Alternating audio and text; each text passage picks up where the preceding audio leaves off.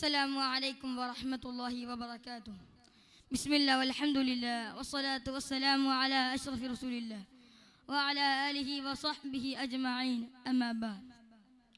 ഏറ്റവും ബഹുമാനം നിറഞ്ഞ ഉസ്താദുമാരെ, എൻ്റെ ശബ്ദം ശ്രവിക്കുന്ന വിദ്യാർത്ഥി സുഹൃത്തുക്കളെ, ഫറാസ്തോയുടെ ഈ പ്രൗഢഗംഭീരമായ വേദിയിൽ ഞാൻ നിങ്ങളുടെ മുമ്പിൽ വർത്തമാന കാലഘട്ടത്ത് ഏറ്റവും ചർച്ച ചെയ്യപ്പെടുന്ന പുതിയ കാല വായനയും മനുഷ്യനും എന്ന വിഷയത്തെ ആസ്പദമാക്കിക്കൊണ്ട് അല്പം സംസാരിക്കാം.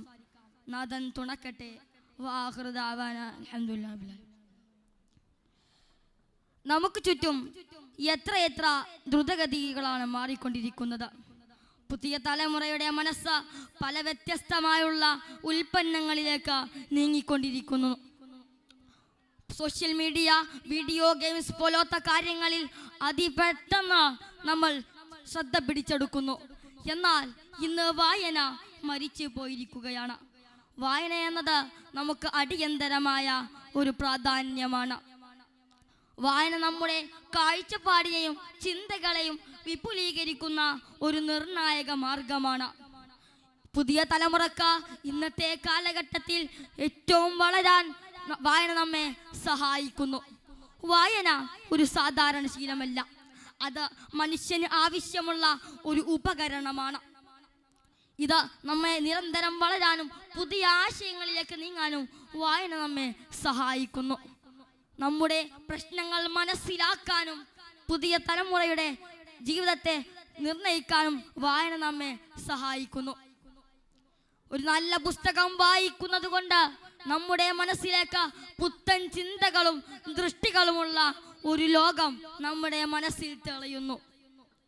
ഇന്നത്തെ പുതിയ തലമുറ സമൂഹത്തിലെ എല്ലാ വേദികളിലും പുതിയ പുതിയ ആശയങ്ങൾ എങ്ങനെ സ്വീകരിക്കാമെന്നാണ് അന്വേഷിക്കുന്നത്.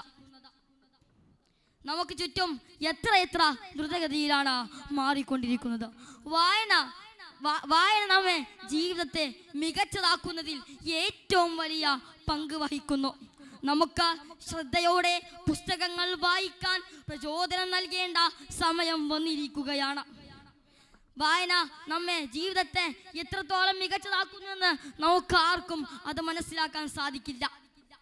നമുക്ക് പുസ്തകങ്ങൾ വായിച്ച് പുതിയ ലോകങ്ങൾ സൃഷ്ടിക്കാനും നമ്മുടെ മനസ്സ് തുറക്കാനും വിശാലമായ അറിവുകൾ നേടാനും നമുക്ക് സാധിക്കുന്നു.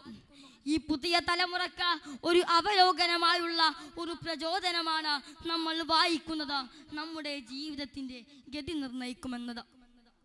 പഠനശീലങ്ങൾ പൂർണ്ണമായും വളർത്തിയെടുക്കുന്നതിന് ഏറ്റവും മികച്ച മാർഗം പുസ്തകങ്ങൾ വായിക്കുക എന്നതാണ്. പുസ്തകങ്ങൾക്കൊപ്പം സൃഷ്ടി, കല, സാഹിത്യം, തത്വചിന്ത, ചരിത്രം തുടങ്ങിയ മനുഷ്യന് ആവശ്യമുള്ള എല്ലാ കാര്യങ്ങളും പുസ്തകങ്ങളിലുണ്ട്.